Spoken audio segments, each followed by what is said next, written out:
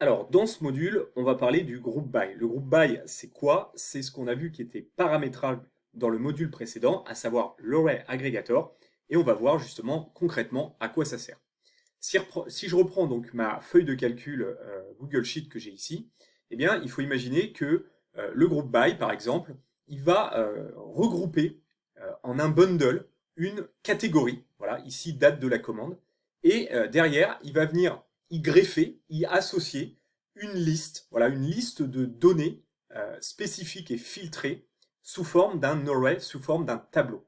Alors, à quoi ça sert? En fait, concrètement, ça reviendrait à faire quoi? C'est comme si ici, je venais créer un filtre, voilà, et je venais lui dire, donc là manuellement, je venais lui dire, bah tu viens me filtrer toutes mes dates de commande, donc là ce serait en l'occurrence mon bundle, mon premier bundle, pour lesquels la date est mettons, le 1er avril. Et donc du coup, j'aurai un premier bundle au 1er avril, donc un premier bundle au 1er avril, pour lequel les datas sont eh bien, celles qui sont référencées ici. Donc ça reviendrait manuellement à faire ça. Ensuite, il viendrait me chercher la date du 3 avril et il me ferait exactement la même chose. Voici un bundle pour la date du 3 avril et dans lequel se trouvent ces données-là. Et il viendrait faire ça eh bien, pour les... Alors je ne sais plus combien il y avait de dates exactement. Hop. Pour toutes les dates différentes. Donc là, en l'occurrence, 1er avril, 1er avril, c'est la même. 3 avril, 3 avril, 5 avril, 6 avril, 7, 11 et 13. Donc ça voudrait dire qu'il viendrait me créer en tout 1, 2, 3, 4, 5, 6, voilà, 7 bundles qui contiendraient chacun eh bien, des listes de données qui correspondraient aux données là, que vous voyez rattachées ici. Donc comment est-ce que, forcément c'est fastidieux de faire ça à la main, donc comment est-ce qu'on pourrait le faire au travers de Make? Eh bien, regardez, c'est très simple. On va aller donc chercher notre Google Sheet. Voilà. Donc là, on va aller chercher notre feuille de calcul.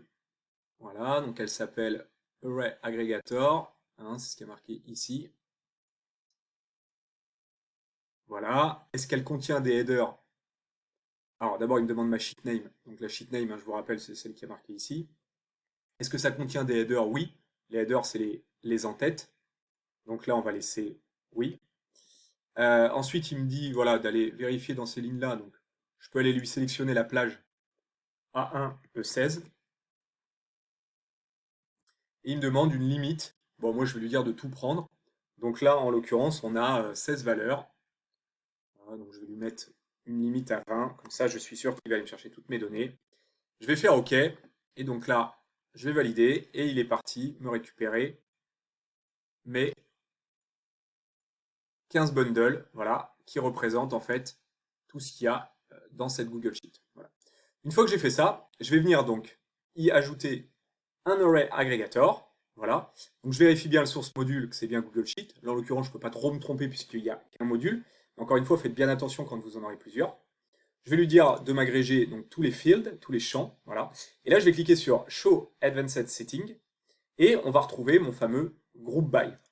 Et dans mon group by, eh bien, je vais venir choisir date de la commande, voilà, de la même manière que je l'avais fait manuellement ici, hein, en créant un filtre. Eh bien, je vais aller grouper sur date de la commande. Et normalement, quand je vais envoyer, là, je vais lui demander d'aller rechercher toutes mes données, on a en sortie 7 bundles qui vont apparaître et qui correspondent à ce que je vous avais dit, 1er, 3, 5, 6, 7, 11, 13 avril. Voilà. Donc là, on va regarder. Donc là, c'est mes inputs. J'ai bien mes 15 lignes en input. Et là, j'ai bien, alors ça spoil un peu, mais c'est pas grave, j'ai bien mes 7 bundles. Vous voyez, si j'ouvre celui-là, la clé, c'est bien le 1er avril. Là, ici, la deuxième clé, c'était le 3, puis le 5, puis derrière, je crois que c'était le 6, etc., etc., etc. Et à chaque fois, eh bien, j'ai un array, j'ai une liste, justement, pour la date du 1er avril. Donc là, si je regarde le bundle numéro 1, dont la clé est le 1er avril, hein, ici, eh bien j'ai Jean Paudry et Pierre Anna. Et regardez au 1er avril, Jean Paudry et Pierre Anna. Voilà. Si jamais, même si vous l'aurez compris, On va prendre par exemple le 6e. Donc là, on est sur une date du 11 avril.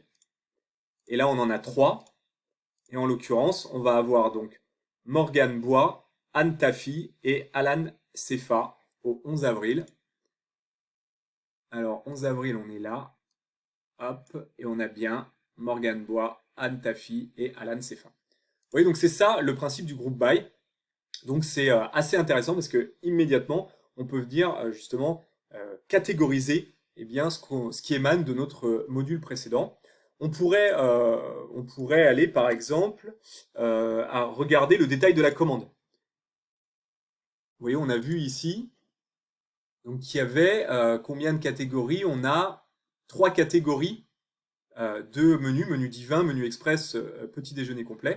Et bien de la même manière qu'on l'a fait avec les dates de commande, on pourrait exactement lui dire, bah maintenant tu viens me les classer non plus par date de commande, mais par typologie de commande. Hein. Donc voilà, détail de commande là, le type de menu disponible. Et ensuite, vous l'aurez compris, c'est assez simple à utiliser. Vous faites run. Et là, il va venir vous créer donc 3 bundles si vous avez suivi. Ça, c'est mes inputs. Voilà. Et dans mes 3 bundles, on va retrouver mes 3 catégories. Petit déjeuner complet, menu express et menu divin. Et à chaque fois, on va me dire, voilà, combien il y a de personnes? Eh bien, il y a 5 personnes qui ont commandé le petit déjeuner complet. J'ai 5 personnes qui ont commandé le menu express. Et j'ai 5 personnes qui ont commandé le menu divin. Voilà. Et donc, je l'avais fait au pif et vous voyez, je suis bien tombé. Donc, si on regarde, regardez menu divin, menu divin, menu divin, menu divin, menu divin. On est bien à 5 personnes. Petit déjeuner, petit déjeuner, petit déjeuner, petit déjeuner, petit déjeuner. Voilà, on est bien à 5 personnes, etc. etc. Voilà, donc c'est assez pratique.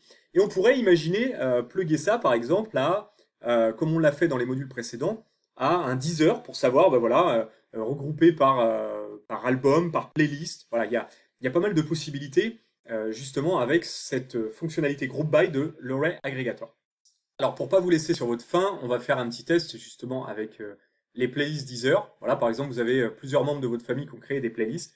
Et ben, on pourrait classer, justement, ces playlists par les créateurs, voilà, ceux qui auraient créé ces playlists, et on pourrait voir d'un simple vraiment clic, eh bien, ce que ces personnes, ce que ces créateurs de playlists, peut-être potentiellement membres de votre famille, ont mis à l'intérieur justement de leur playlist.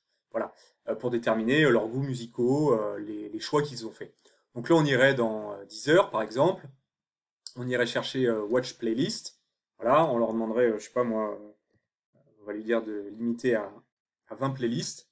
Donc là, si on va les chercher, qu'est-ce qu'il va me faire? Il va aller me chercher donc autant de bundles qu'il y a de playlists.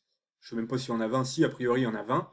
Et vous voyez ici, on va avoir Creator. Et voilà, vous voyez ici, là j'ai Dixter France. Ok. J'ai, si jamais je déroule, là j'ai Filter France. Vous voyez, c'est un autre créateur de playlist. Euh, si je reprends une autre, là c'est encore Filter France. Alors, je sais pas, on va descendre. Donc, vous voyez, vous avez, voilà, là c'est Domi. Donc là, moi, c'est un membre de ma famille. Donc vous voyez, il y a plusieurs créateurs différents. Donc là, apparemment, c'est un truc de Deezer, qui ont créé des playlists. Et moi, je vais vouloir justement les classer. Vous voyez, là, il y a encore Domi. Donc je vais vouloir les classer. Comme ça, je vais pouvoir voir la liste que chacun de ces créateurs s'est constitué. Donc pour ça, un array aggregator. Voilà. Donc là, pareil, il n'y a qu'un module, donc c'est bon. On va sélectionner tous les champs. On va bien dans Show Advanced Setting. On va aller cliquer sur le groupe By. Et on va aller chercher le Creator Name. Vous voyez, Creator Name. On fait OK. Et ensuite, on va lui dire, hop, d'ailleurs, on va limiter à, voilà, on va même en mettre un peu plus, pour qu'il y ait encore plus de matière. Voilà, on lui dit de prendre tout. Run anyway. Et là, il est en train, en quelques secondes, vraiment à peine, de faire le calcul pour nous. Donc là, il est venu me chercher donc une cinquantaine de bundles. Et là, vous voyez, c'est assez intéressant. Euh, alors, je vais essayer de trouver quelqu'un de ma famille. Voilà, par exemple, Domi. Vous voyez, Domi s'est créé une playlist avec 6 chansons. Donc, vous voyez, il y a de la musique zen. Il y a un peu de jazz. Vous voyez, c'est assez intéressant. Il y a de la variété française. Donc voilà, il y a un peu de tout. Et donc là, vous voyez, il y a tous les bundles des personnes qui ont créé des playlists au sein de ce compte Deezer. Et en fait, en un coup d'œil, eh bien, vous pouvez vous amuser à regarder. Vous voyez, Marianne, par exemple, elle s'est créée bon, une playlist juste d'une chanson. Et vous voyez, c'est intéressant parce que vraiment d'un simple coup d'œil, vous pouvez grouper vos données. Donc c'est quand même hyper intéressant.